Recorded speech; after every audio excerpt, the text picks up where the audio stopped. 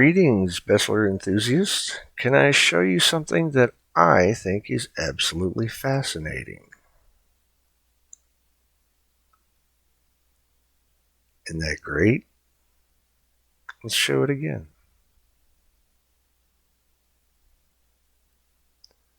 That 1 ounce weight is lifting itself into the center as the wheel on that side gets lighter.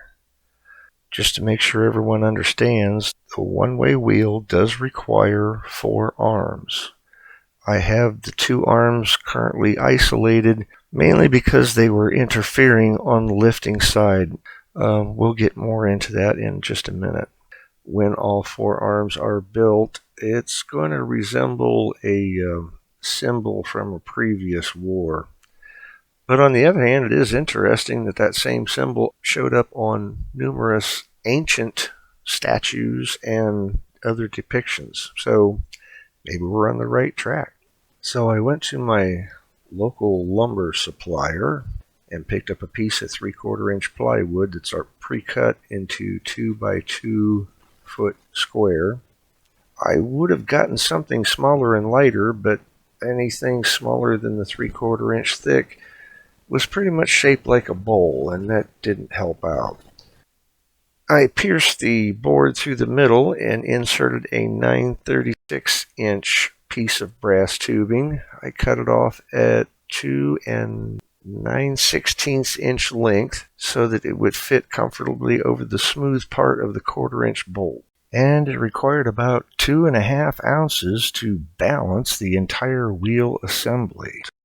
This 5-gallon bucket is full of concrete. I did that about 10 years ago, and I put in a 1/2 inch galvanized water pipe, put a couple bends in it to get it out toward the edge of the bucket, because 10 years ago when I did this, I was intending on making a much larger wheel.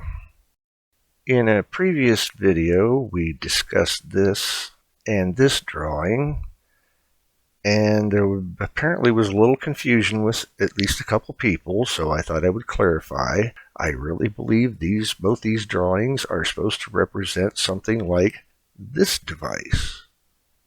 The piece of wood at the base of this little assembly would represent the surface of the actual axle, which in Bessler's, in this particular drawing, is approximately 6 inch diameter, and I have replaced the upper pivot style with a plain old hinge. It just makes it more convenient.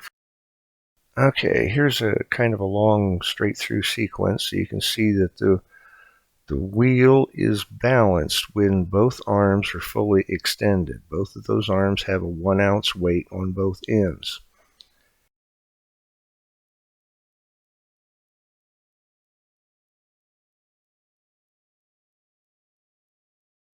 And you might want to note there is a lot of drag with that 9.5, almost 10-pound load riding on that brass sleeve sitting over that 1/4 inch steel bolt.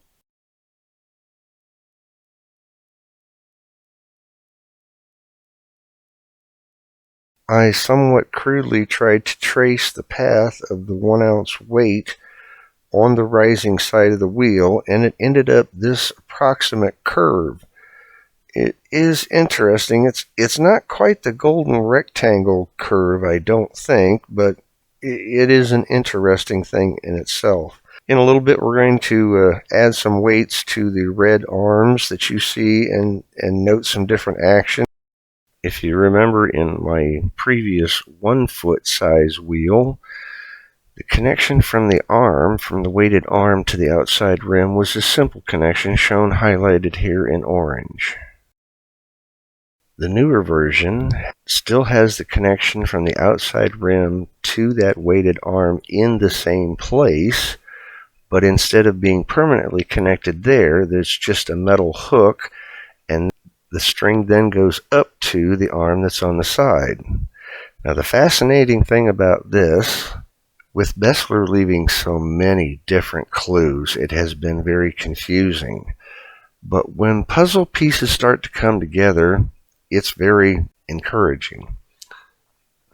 Personally, I see a lot of similarities between this photograph and these 2 drawings.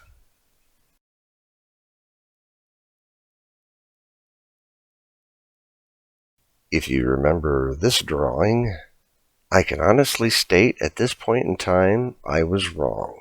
I was slightly misled by this drawing, and this one, and this one, and this one, and I feel particularly betrayed by this drawing. So, as it happens, on January the 13th happened to be a lucky Friday the 13th, I was once again looking at this drawing over and over and over again. And for the first time in many years, I decided to look at the right half of this drawing a little bit differently and turned it at a 45-degree angle.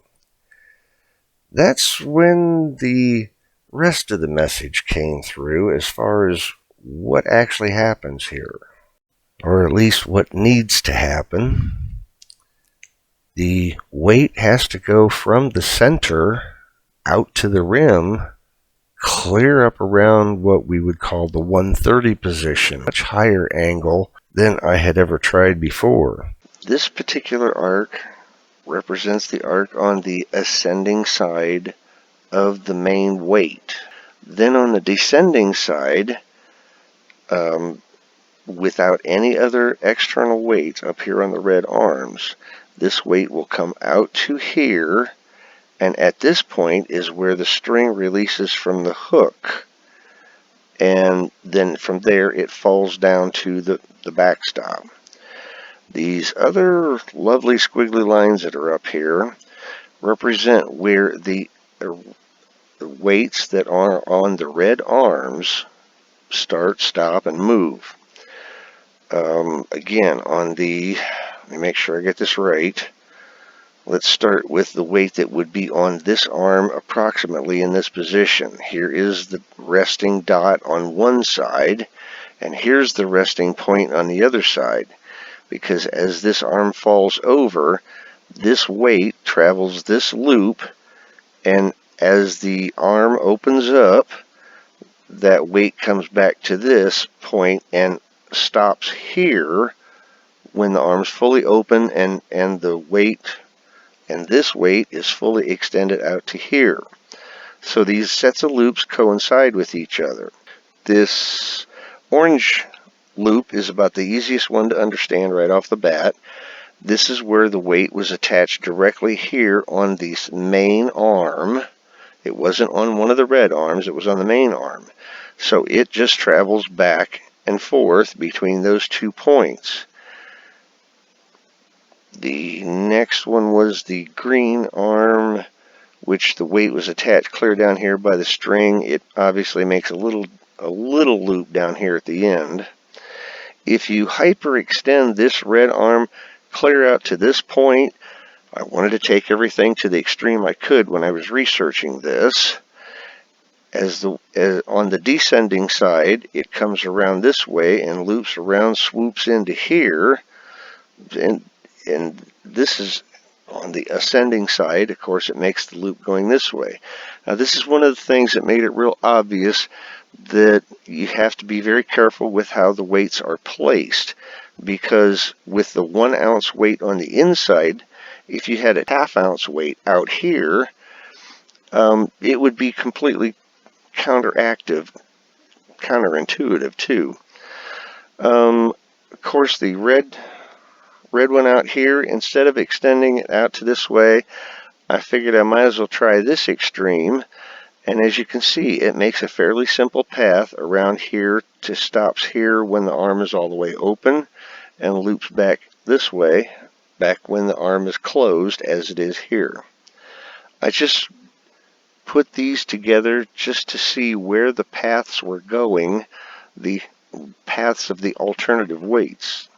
There are at least two different places that I can quickly find where Bessler tells us that as one weight rises, whether it be 2 or 4 pounds, another weight that is 1 pound falls. Now, the 4 pounds that raise, I am confident, is the 2-way wheel, and the 2 pounds that raise when 1 pound falls is the 1-way wheel. So I'm confident we're on the right track here.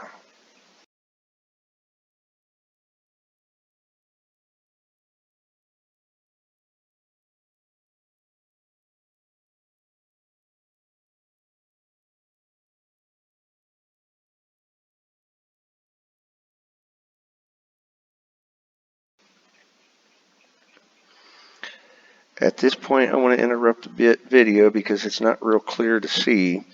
The string that is currently lifted this arm to this point is about to disengage from the metal hook that's about here on the arm. And so the string is then going to be suspended down here on this arm, which of course really throws it out to the right very fast. And it locks it into position. If you've spent any time researching Bessler, you know about apologia. There is a paragraph or so that promises some clues.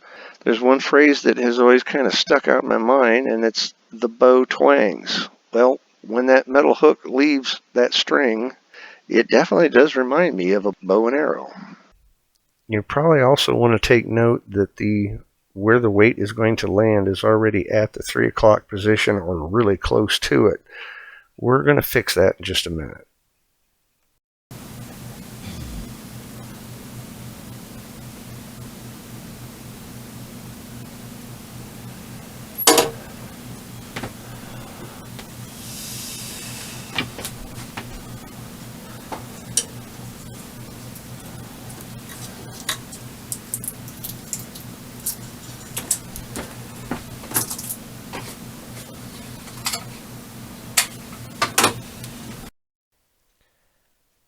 And here I have added a 1/2 ounce weight on the side arm of the pendulum, kind of pointing out the path it follows. And you can see how that sidearm weight swoops up and around.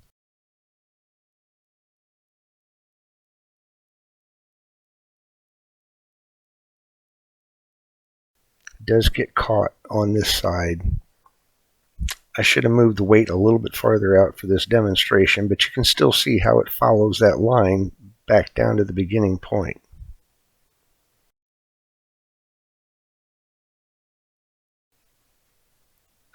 Here I have moved the weight from the side arm to the end, and it's going to follow the red path. And notice how soon, look at that, that's about 2 o'clock when it transitioned from the inside to the outside. The other feature of adding that weight on this end of this particular arm is look how much faster that weight folds up. While sitting here editing this video, I think I figured out the next step, but only time will tell. Gonna have to build another model and isolate the 2 different planes for the 2 different sets of arms to work against each other. Unfortunately, there are some other issues that are placing demands on my resources, so it might be a little while. I hope you've enjoyed this video. If you have, please like and subscribe. And also, please post things on social media. I am not on social media anywhere, so I don't have that resource. Thanks for watching. Catch you next time.